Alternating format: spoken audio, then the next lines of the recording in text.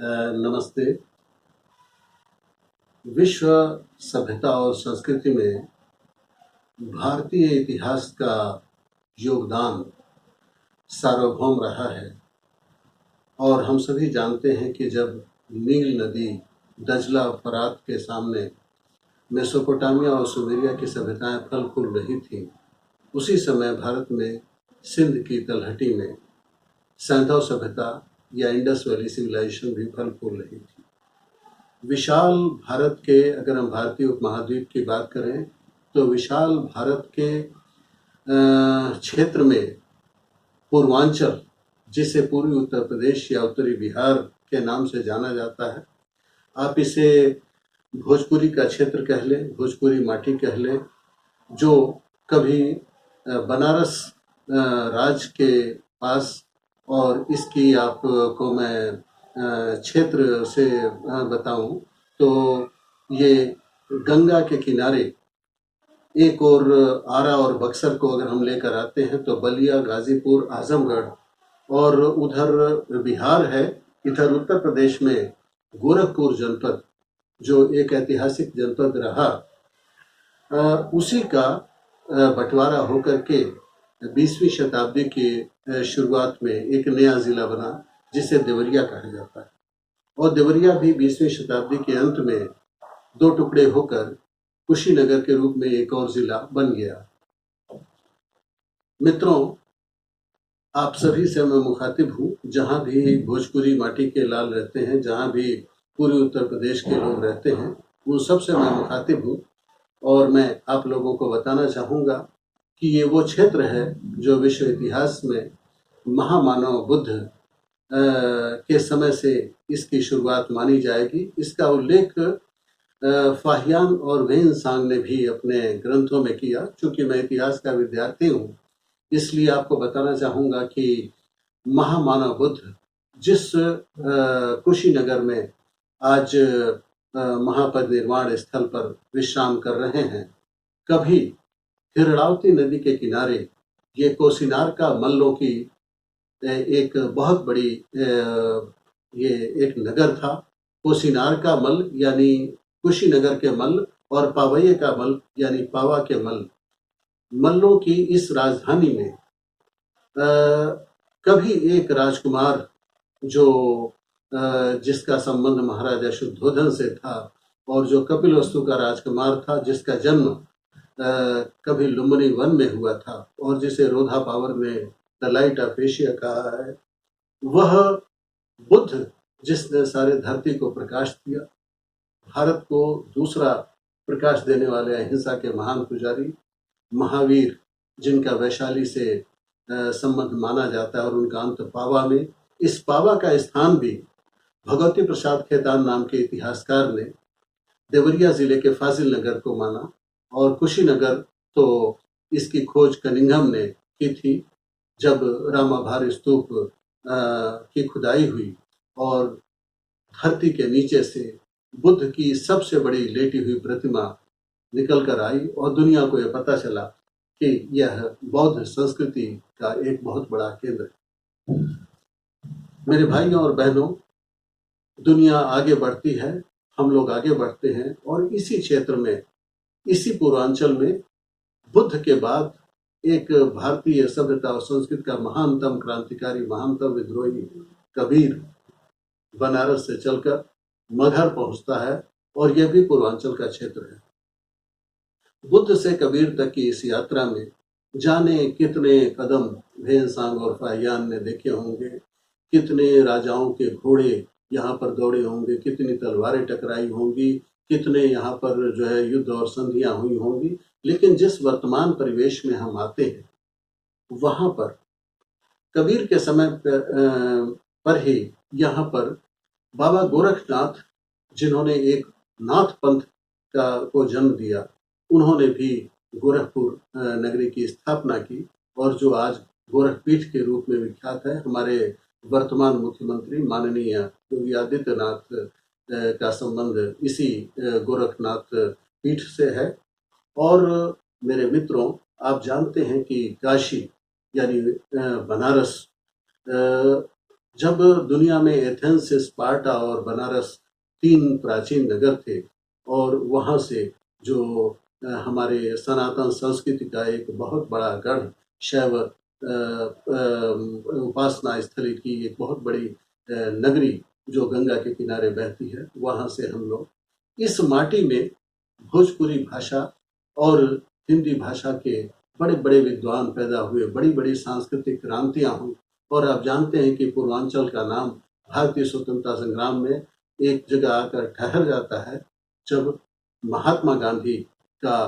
आंदोलन एक रुकते हुए पड़ाव पर आता है। मेरा संकेत है चौरी चौरा की ओर। चौरी चौरा कांड जो भारतीय स्वतंत्रता संग्राम का एक बहुत बड़ा मोड़ है, ये भी पूर्वांचल से संबंधित है। इस पूर्वांचल की अगर हम बात करें तो इस पूर्वांचल ने हिंदी साहित्य को सबसे बड़ा नाम दिया। प्रेमचंद यानी धनपत राय, जो पहले उर्दू में लिखते थे, बाद में उन्होंने हिंदी में लिखा, और जानते हैं कि प्रेमचंद से बड़ा नाम हिंदी साहित्य में नहीं है। उर्दू साहित्य को अगर मीर और गालिब के व्यामोह से निकाला जाए तो मेरा अपना ये मानना है, मैं बड़े दावे और अधिकार से कह सकता हूँ कि रघुपति सहाय फिराक गोरखपुरी ने उर्दू साहित्य को जो ऊंचाइयां दी, वो इकबाल के अलावा कोई और नहीं दे सकता है। जिस क्षेत्र में कबीर की वाणी, बाबा गोरखनाथ की वाणी, बुद्ध की वाणी, महावीर की वाणी और प्रेमचंद की बातें, फिराक की बातें जहां गूंजी, जहां पर भारतीय स्वतंत्रता संग्राम आकर के कुछ पल के लिए ठहरा, उस जगह आज जिस देवरिया जो मेरा जन्म स्थान है,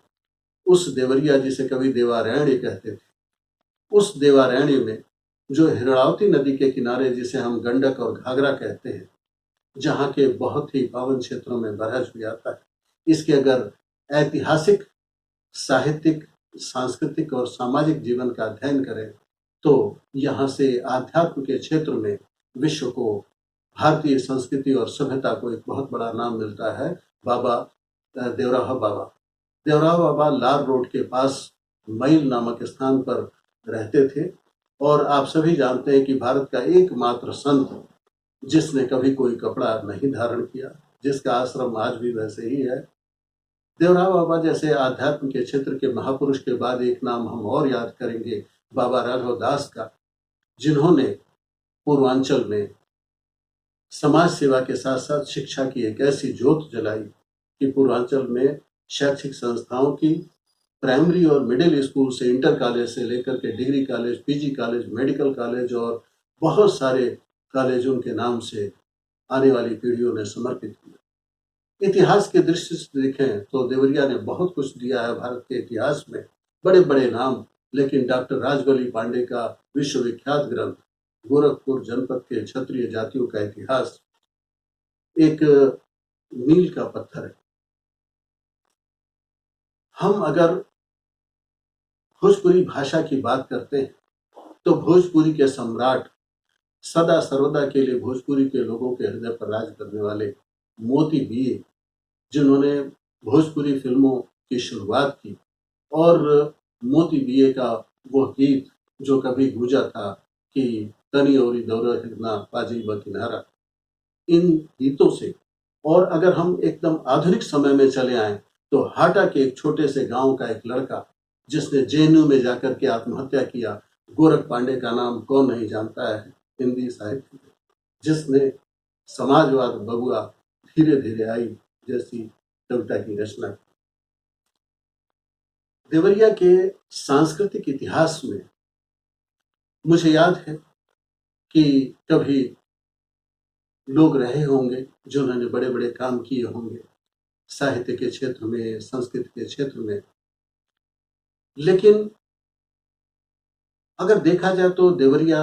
की नागरी प्रचारिणी सभा, बरहज की गजानन केडिया द्वारा स्थापित हिंदी साहित्य सभा, और इसी के साथ भाट पारानी जैसे देहाती क्षेत्र में महामना मदन मोहन मालवीय के नाम से स्थापित आचार्य केशव चंद्र मिश्र के नाम से, आचार्य केशव चंद्र मिश्र के कुल मुख्यता में जिस संस्थान ने बहुत बड़ा साहित्यिक और सांस्कृतिक आयोजन किया, अगर उस श्रृंखला को हम जारी रखें तो देवरिया में परमहंस त्रिपाठी जी और डॉक्टर रुडेश नीरन ने पहल का विश्व भोजपुरी सम्मेलन का आयोजन किया। मुझे याद है कि फाजिल नगर के जोगिया गांव में सुभाष चंद्र कुशवाहा जैसे एक इतिहास के शोधार्थी अधिकारी और लोक रंग को समर्पित एक व्यक्ति ने बड़ा एक सांस्कृतिक कार्यक्रम लोक रंग के नाम से किया, जिसमें विदेशी कलाकार भी हर वर्ष आते हैं। इसी तरह सलेमपुर के वाई कृष्णमूर्ति ने एक सांस्कृतिक संगम सलेमपुर के प्रयासों से भी मुझे याद है एक उनका नृत्य नाटिका मेघदूत की पूर्वांचल यात्रा बहुत मशहूर हुई, देश विदेश तक गई। लेकिन थोड़ा हम पीछे आपको ले जाना चाहेंगे। बार बार मैं थोड़े से इतिहास के क्रम को बदल रहा हूँ, क्योंकि बहुत सारी बातें उमड़ घुमड़ रही हैं दिमाग में। यहाँ पर जो सांस्कृतिक क्षेत्र में एक समय था 1977 में मुझसे देवरिया छूटा, जब मैं इतिहास का प्राध्यापक होकर पूर्वांचल से बहुत दूर राजधानी दिल्ली के निकट मैं पश्चिमांचल में आ गया। लेकिन लगातार मैंने वहाँ पर अपनी भूमिका अपने जन्म स्थान पर और अपनी कर्मस्थली पर रखी। मेरे बाल सखा अजय जायसवाल, श्रवण तुलसियान और तमाम मित्रों के साथ मिल करके जब हमने वहाँ पर NYCR की स्थापना की और ऐसे आयोजन किए जो कभी पूर्वांचल सोच भी नहीं सकता था, तो देवरिया की जनता को जो कुछ उस समय दिया गया वो एक आप ये समझिए एक लैंडमार्क छोड़ करके वहाँ से जो हम लोग आगे बढ़े, फिर किसी ने उसको नहीं छुआ। श्रवण कुमार तुलसियान ने आगे चलकर बहुत सारी भोजपुरी फिल्में बनाई और हम सभी मित्र अपने अपने जीवन के रण क्षेत्र में उतर गए। मुझे याद है कि देवरिया के खेल जगत को एक व्यक्ति ने बहुत ऊंचाई तक पहुंचाया था और आज वो भारतीय खेल जगत का बेताज बादशाह है। मैं आनंदेश्वर पांडे की बात कर रहा हूँ, जिन्होंने खेल को दुनिया में देवरिया का नाम बहुत रोशन किया था। और देवरिया में ऐसी कितनी बड़ी हस्तियां, दारा सिंह से लेकर के कितने बड़े बड़े लोग आए। मित्रों, ये अगर आधुनिक समय से हम और थोड़ा सा पीछे लौट कर जाएं तो देवरिया जनपद, जिसमें पहले कुशीनगर भी, जिसे पड़ौना जिसकी मुख्यालय रहा, इसमें पहले कई राजघराने थे, कई स्टेट थे, जिसमें आप जानते हैं कि मझौली स्टेट जो बहुत पुराना, औरंगजेब के समय भी इसका उल्लेख मिलता है पुस्तकों में। और इसके बाद रुद्रपुर 87, जो उसमें 87 गांव थे, एक बड़ा स्टेट था। और पड़ौना स्टेट आप लोग जानते हैं। इसके अलावा तमकुही स्टेट, जिसकी स्थापना फतेह बहादुर शाही ने की थी। और इसके अलावा आप जानते हैं कि कुड़मा, दलित नगर और छोटे छोटे ऐसे जमींदार बड़े बड़े लोग थे। व्यापार के क्षेत्र में अगर हम आए तो आप जानते हैं कि कलकत्ता के जो खेतान कंपनी थी, इसके सारे लोग पड़ौना में रहते थे और उनका भवन आज भी उसी शान शौकत का प्रमाण है। खेतान परिवार के अलावा बरहज हम जाएंगे, जहाँ पर केडिया परिवार, महावीर केडिया, जिनका मैंने आकाशवाणी के लिए समय के हस्ताक्षर में साक्षात्कार लिया, इनका कार्य इंदौर तक फैला था और ये शीरे का कार्य था और बहुत बड़ा कार्य था। इनके वो बहुत सारे कार्य थे। तीसरा नाम आता है पद्मश्री मकबूल अहमद लारी का, जिनका सारा काम नेपाल में फैला था और ये भी शीरे का कार्य करते थे। इन राजनीतिक आप ये कह लें कि उथल पुथल, या ये कह लीजिए कि इन व्यापारिक घरानों का एक तरह से उत्थान और पतन, या जो भी समय आया, लेकिन साहित्य और संस्कृति का एक कभी न उत्थान होता है, न कभी पतन होता है, कभी कभी उसमें मौन होता है। अनिल त्रिपाठी एक नाम मुझे लगभग 30-35 वर्षों से मेरे साथ वो दिखाई पड़ते रहे मेरे आयोजनों में, कभी मौन श्रोता के रूप में, कभी मौन दर्शक के रूप में, और उत्साहित होकर वो मेरे पास आने लगे। आज से लगभग 20 वर्षों पहले उन्होंने मुझसे चर्चा किया कि आचार्य केशव चंद्र मिश्र की स्मृति में उन्होंने एक संस्था बनाई है और उसका वो चाहते थे कि मैं संरक्षक या अध्यक्षता स्वीकार करूं। चूंकि आचार्य केशव चंद्र मिश्र के प्रति मेरा एक लगाव था और उनके प्रति मेरे हृदय में एक बहुत बड़ी श्रद्धा थी, मैंने उनके प्रस्ताव को मैं स्वीकार करने के अलावा मेरे पास और कोई चारा नहीं था। क्योंकि आचार्य जी के बारे में यहाँ से मैं बात करूँगा कि अभी हमने आपसे कहा कि अध्यात्म के एक शिखर पुरुष देवराह बाबा और समाज सेवा के शिखर पुरुष बाबा राघव दास, इन दोनों की प्रेरणा से एक बच्चा जो देवरिया के बगहा नामक गांव में, जो बरहज के पास है, मैल और लार रोड के पास है, वहां पर जनवरी 1919 में जन्मा था। और मैं बताना चाहूँगा कि उस बच्चे के पिता वृंदा प्रसाद मिश्र जी और माता राजेश्वरी देवी थी। बड़े अभावों में इस बच्चे का पालन पोषण हुआ। प्रारंभिक शिक्षा मैल और बरहज में हुई और इसके बाद उन्होंने 1945 में विश्वविख्यात संस्था बनारस हिंदू विश्वविद्यालय से एमए प्राचीन इतिहास में किया। इसके बाद उन्होंने उनके सहपाठियों में मोती बीए और उस समय नवगीत के प्रसिद्ध कवि डॉक्टर शंभुनाथ सिंह और आज के संपादक लक्ष्मी शंकर व्यास भी थे। बाबा राघव दास उन्हें लेकर के भाटपार रानी जैसे एक बहुत ही पिछड़े देहात में ले आए। आचार्य केशव चंद्र मिश्र ने उस समय जो एक बहुत ही नवयुवा रहे होंगे, उन्होंने, वो चाहते तो दुनिया में और भी उन्हें कुछ वैभव मिलता, क्योंकि अपने शैक्षिक जीवन में वे एक बहुत ही विख्यात विद्यार्थी, बहुत अच्छे वक्ता, बहुत अच्छे लेखक और राजनीति में, तत्कालीन स्वतंत्रता संग्राम की राजनीति में, भारत छोड़ो आंदोलन की राजनीति में उन्होंने अपनी भूमिका निभाई थी और महामना मदन मोहन मालवीय के विराट व्यक्तित्व से वे बहुत ही प्रभावित थे। भाटपार रानी जो उत्तर प्रदेश और बिहार के संगम स्थल पर था, जिसके बाद आगे चलकर थोड़ी ही दूर पर जीरादेई नाम का स्थान पड़ता है, जिसने भारत को प्रथम राष्ट्रपति डॉक्टर राजेंद्र प्रसाद के रूप में दिया। उसी भाटपार रानी में 1946 में केशव चंद्र मिश्र ने एक शिक्षा संस्थान की नींव डाली, जो प्राइमरी शिक्षा संस्थान था। लेकिन यह प्राइमरी शिक्षा संस्थान,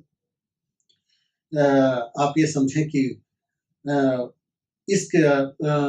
सुहावल के नरेश जोगेंद्र बहादुर सिंह ने अपनी पुरानी कोठी दान में उन्हें दिया और यहाँ पर हाई स्कूल ये हुआ 1948 में, इंटर कॉलेज हुआ 1952 में, डिग्री कॉलेज हुआ 1963 में और पीजी कॉलेज के रूप में 1980 में इसे मान्यता मिली। Mahamana Madan Mohan Malaviya post graduate college के कुल मुख्य आचार्य केशव चंद्र मिश्र, जिनका जन्म मैंने बताया कि एक बहुत ही अभिजात्य ब्राह्मण परिवार में बगहा में हुआ था,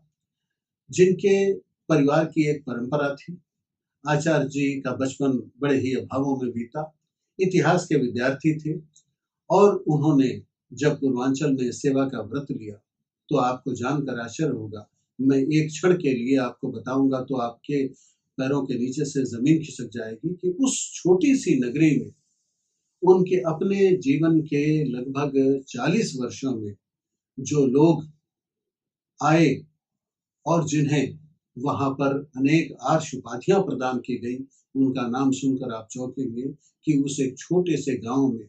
जो विश्वविख्यात व्यक्तित्व थे, मैं आपको नाम बताना चाहूंगा कि इसमें राजर्षि पुरुषोत्तम दास टंडन ने उसका शिलान्यास किया था और दामोदर सातवलेकर जी, पौहारी बाबा, गोपीनाथ कविराज, राजा महेंद्र प्रताप, डॉक्टर हजारी प्रसाद द्विवेदी, के लक्ष्मण शास्त्री, महादेवी वर्मा और विमला ठकार को आर्ष उपाधियां प्रदान की गई। उस कैंपस में, उस मालवीय शिक्षा संस्थान के छोटे से परिक्षेत्र में जो बहुत विशाल वटवृक्ष के रूप में पुष्पित और पल्लवित हुआ, वहां पर आप ये समझें कि बनारसी दास चतुर्वेदी, सेठ गोविंद दास, डॉक्टर गोविंद चंद पांडे, मुख्यमंत्री चंद्रभान गुप्ता, हनुमान प्रसाद पोद्दार और बहुत सारे राज्यपाल, बहुत सारे केंद्रीय मंत्री, बहुत सारे कुलपति और विश्वविद्यालय अनुदान आयोग के अध्यक्ष डॉक्टर विश्वंभर शरण पाठक, डॉक्टर राजबली पांडे, जगजीवन राम, शंकराचार्य निरंजन देव पुरी के, सीताराम चतुर्वेदी, करपात्री जी,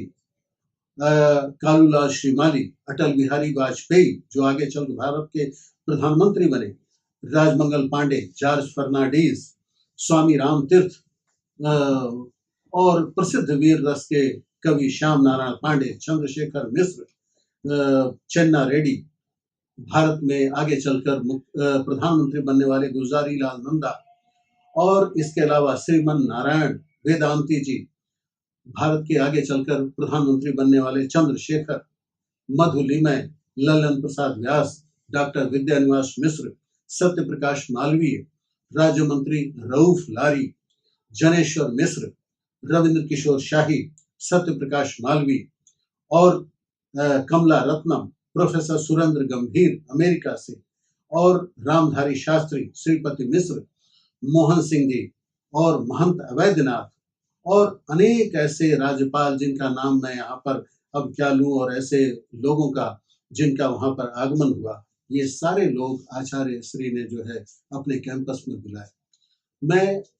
मित्रों आपको बताना चाहूंगा कि आचार्य केशव चंद्र मिश्र विचार मंच, जिससे आज मैं ये विषय प्रवर्तन ये पूरे विश्व को, पूरे भारतीय मनीषा को, पूर्वांचल के इस योगदान के बारे में मैं आज आपसे जो ये निवेदन करने जा रहा हूं कि ये एक श्रृंखला भविष्य में मैं आपका परिचय कराऊंगा। आध्यात्म के शिखर पुरुष देवराव बाबा से, समाज सेवा के शिखर पुरुष बाबा राघव दास से, इतिहास के शिखर पुरुष डॉक्टर राजबली पांडे से, भोजपुरी के सम्राट मोती बीए से और ऐसी तमाम हस्तियों से जिनको पूर्वांचल ने न केवल भारत को बल्कि विश्व सभ्यता और संस्कृति को सगर्व दिया। मित्रों, आचार्य केशव चंद्र मिश्र की आज हम बात करते हैं। मुझे याद है कि जाड़े की एक शाम थी, 1977 का समय है। मैं उस समय दिग्दर्शक में स्थायी लेखक था। शाम को जब दिग्दर्शक कार्यालय में मैं पहुंचा तो वहां पर एक बड़ी भव्य मूर्ति, श्वेत वस्त्रधारी और बटरफ्लाई जैसी मूंछ, एकदम गोरा चिट्टा एक व्यक्तित्व बैठा था, जिसे देख करके आदमी कोई भी आक्रांत हो जाए, सामने वाला व्यक्ति सहज ही उसका गुलाम हो जाए। मैं देखता रहा, पलक निहारता रहा। तभी उस समय मेरे संरक्षक, मेरे पितृतुल्य, मेरे मोहल्ले में और मेरे साहित्य जगत में मुझे जन्म देने वाले पंडित श्री हर्षधर द्विवेदी, जो मेरे विद्यालय में गुरु भी रहे थे संस्कृत के, उन्होंने मेरा परिचय कराया कि वो आचार्य श्री केशव चंद्र मिश्र थे। जैसे ही उन्होंने मेरा नाम लिया कि और ये हैं लारी आजाद, आचार्य केशव चंद्र मिश्र ने मुझे गले लगा लिया। उन्होंने कहा कि मैं तुम्हारी ही रचना पढ़ रहा हूँ और तुम देवरिया के भविष्य हो, तुम पूर्वांचल के एक गौरव हो और मुझे विश्वास है कि आगे चलकर देवरिया और पूर्वांचल तुम्हारे नाम से भी जाना जाएगा। इसके बाद उन्होंने मुझे अपनी शोध पत्रिका जो रितंधरा थी उसमें लेखन का निमंत्रण दिया और मुझे खुशी है कि मैंने अपने जीवन का पहला शोध पत्र, जो बहुत ही दीर्घ पत्र है, क्या शेक्सपियर नहीं था, वाज नॉट शेक्सपियर, उनको भेजा और ये उसी समय उन्होंने प्रकाशित किया रितंधरा में। और वहां से मेरे शोध के प्रति, अनुसंधान के प्रति मेरी जिजीविषा और मेरा उत्साह, मेरी जिज्ञासा इतनी आगे बढ़ी कि आगे मैं एक शोधार्थी के रूप में, आज मैं रिसर्च डिग्री कमेटी या बोर्ड ऑफ स्टडीज का कन्वीनर हूँ एक विश्वविद्यालय का, लेकिन आज मैं विभागाध्यक्ष हूँ। मेरे निर्देशन में अनेक शोधार्थी पीएचडी के लिए उपाधियां प्राप्त कर चुके हैं 1992 से आज तक। लेकिन वो पहला दिन था जबकि आचार्य केशव चंद्र मिश्र ने मुझे शोध की ओर उन्मुख किया। मुझे याद है कि एक बार हम गोरखपुर में शोध कर रहे थे और वहां से हम लोकल ट्रेन से सवार हुए देवरिया अपने घर आने के लिए। उसी डिब्बे में आचार्य केशव चंद्र मिश्र भी विराजमान थे। दोनों में बातें होने लगी, साहित्यिक चर्चा होने लगी और ये साहित्यिक चर्चा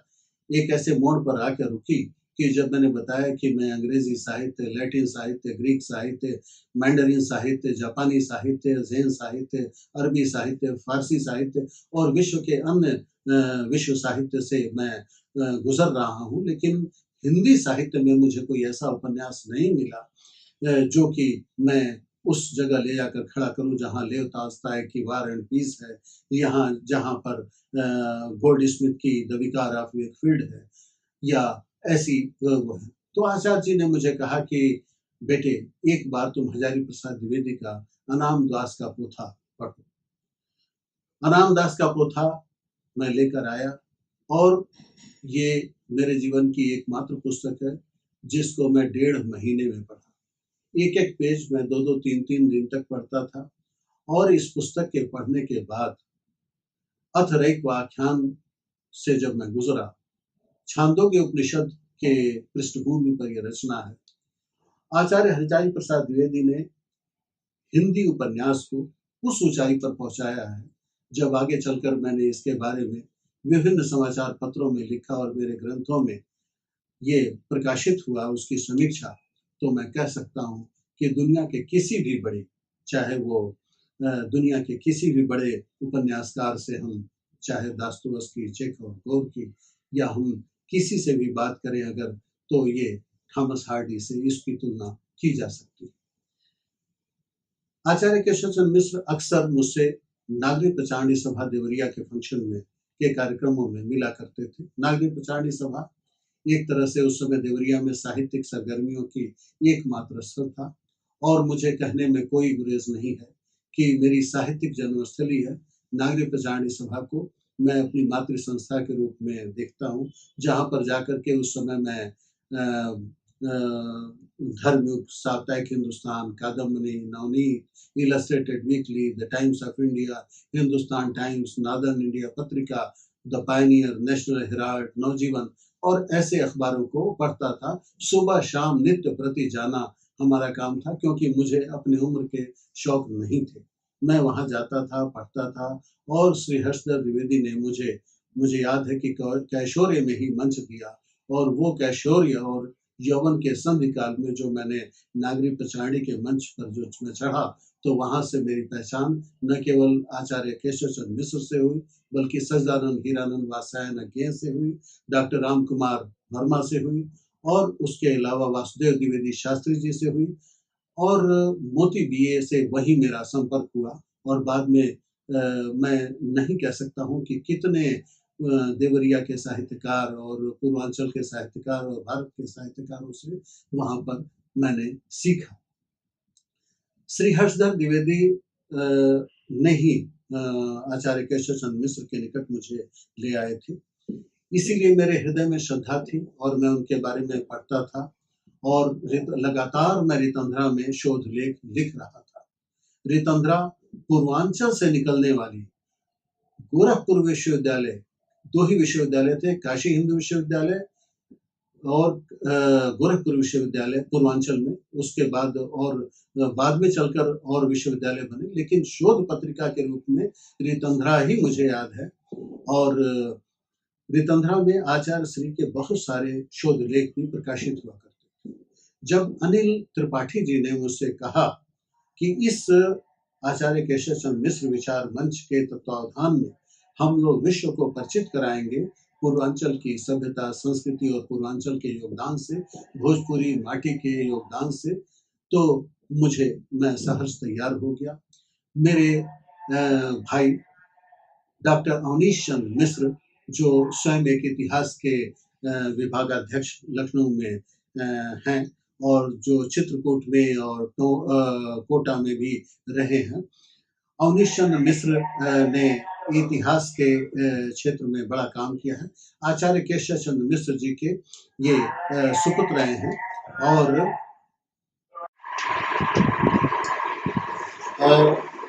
श्री अनिल त्रिपाठी जी वैसे रहते तो हैं कुर्ते पैजामे में, सफेद कुर्ते पैजामे में, यहाँ तक कि मैं उन्हें जब मैं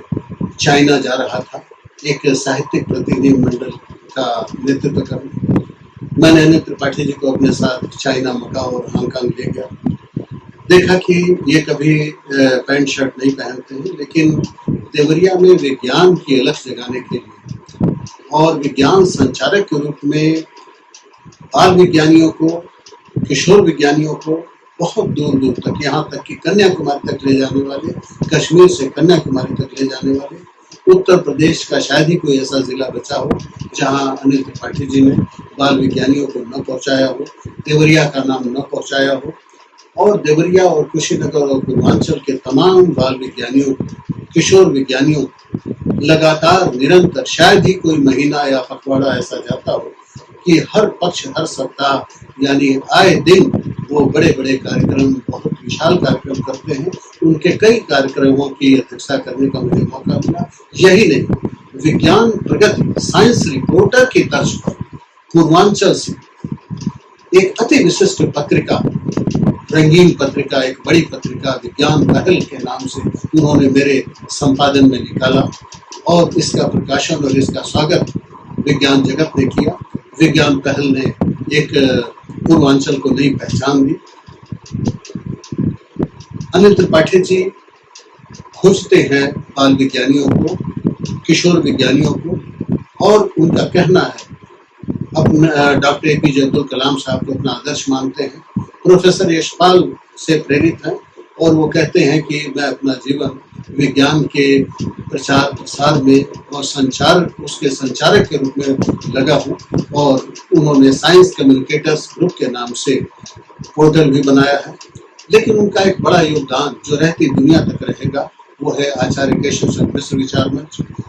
आचार्य केशव चंद्र मिश्र के नाम से एक और संस्था जो आजकल लगातार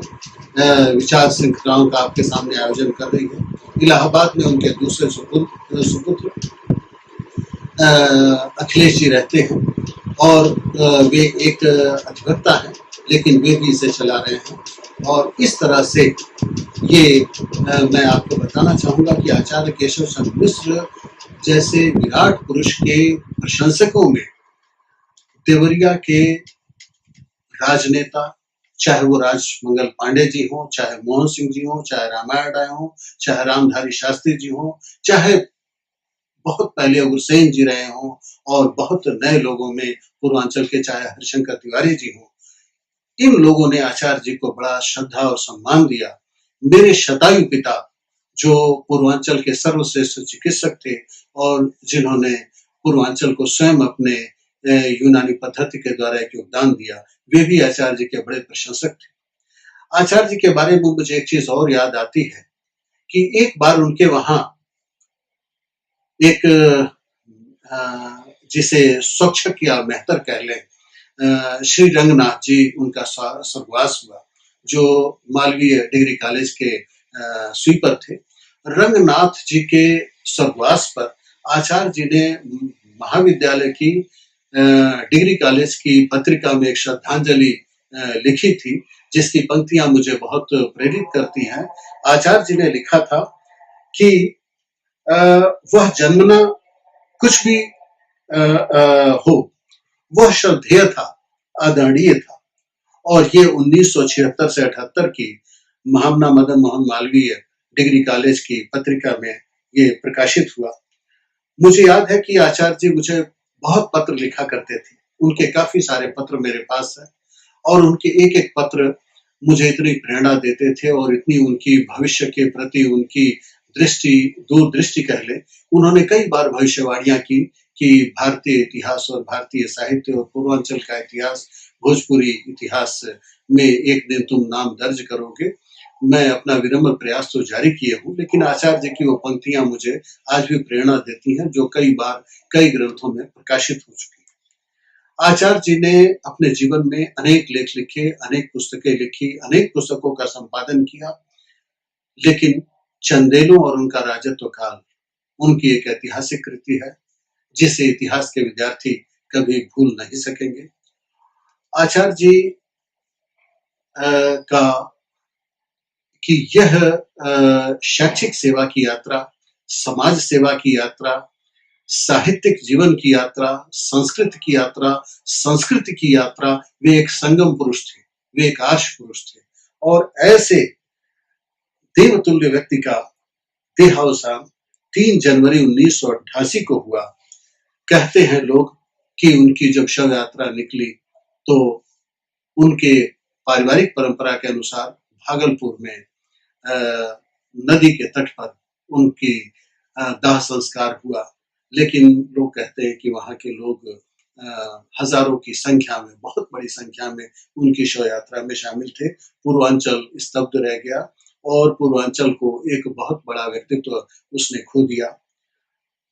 आचार्य जी के जीवन काल में ही एक बड़ा विशाल ग्रंथ छपा,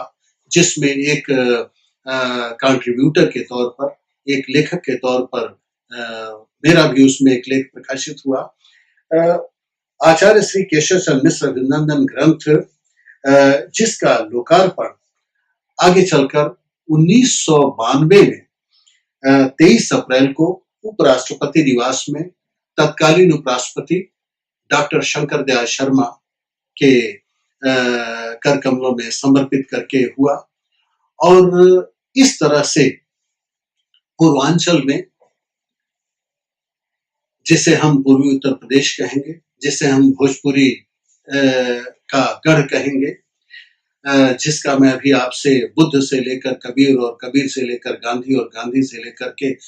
देवराव बाबा और देवराव बाबा से लेकर आचार्य केशव चंद्र मिश्र और आचार्य केशव चंद्र मिश्र से लेकर के मैं आज वर्तमान आपके सामने स्वयं मौजूद हूं। और आने वाली पीढ़ियां, हम लोग रहे न रहे, लेकिन ये जो आधुनिक यंत्र हैं, हमारी आवाज को, हमारे इन प्रयासों को शायद सुरक्षित रखेंगे। कभी अभिलेखागार में, कभी किसी शोधार्थी को, किसी अनुसंधाता को, जब भी कभी जरूरत होगी दुनिया के किसी कोने में। क्योंकि आचार्य जी द्वितीय विश्व हिंदी सम्मेलन में मॉरिशस गए, विश्व रामायण सम्मेलन में थाईलैंड गए, और भी बहुत सारी जगहों पर उनका जाना हुआ। भारत के कोने कोने में व्याख्यान देने जाते थे। व्याख्यान देने वालों को भाट पार बुलाते थे, और भाट पार रानी जैसे छोटे क्षेत्र में विश्व के ये महान विद्वान आते थे। मेरे मित्रों, नई पीढ़ी को इससे सीखना चाहिए कि केवल शैक्षिक विद्यालय खोलना या शिक्षा के एक ऐसे टकसाल खोलना जहां से केवल एक दुकानें बनाई जा सकी, ऐसा नहीं। आचार्य जी ने अपने जीवन में 14 छोटी बड़ी शैक्षिक संस्थाओं की एक श्रृंखला स्थापित की, जिसमें ग्रंथालय भी था और व्यायामशाला भी थी, गौशाला भी थी, आयुर्वेद विद्यालय भी था, संस्कृत विद्यालय भी था, महिला विद्यालय भी था, और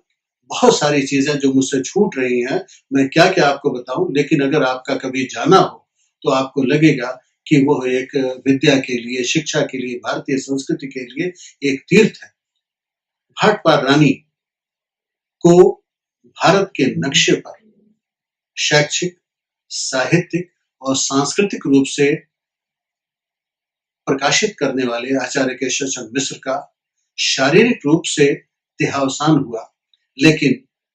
मैं समझता हूं कि वो चिराग जल रहा है, जलता रहेगा, और हम लोग और हमारी आने वाली पीढ़ियां इस चिराग को निश्चित जीवित रखेंगे। अनिल त्रिपाठी जी की यह संस्था श्री आचार्य केशव चंद्र मिश्र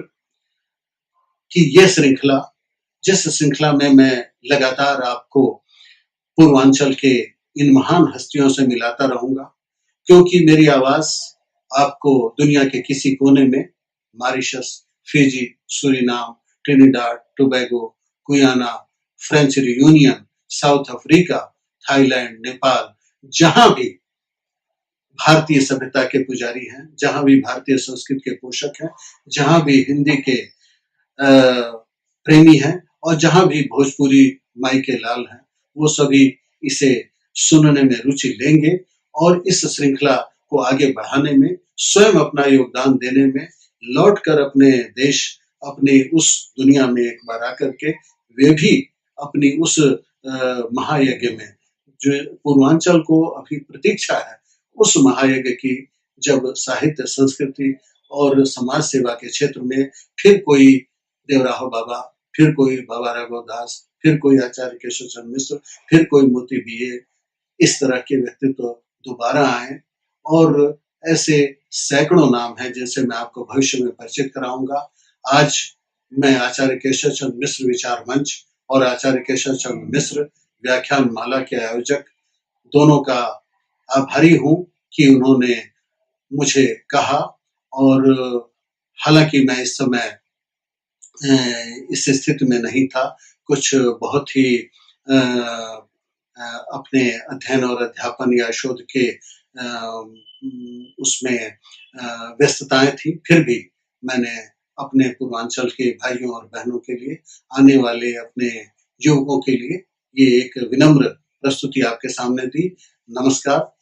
धन्यवाद, जय भारत।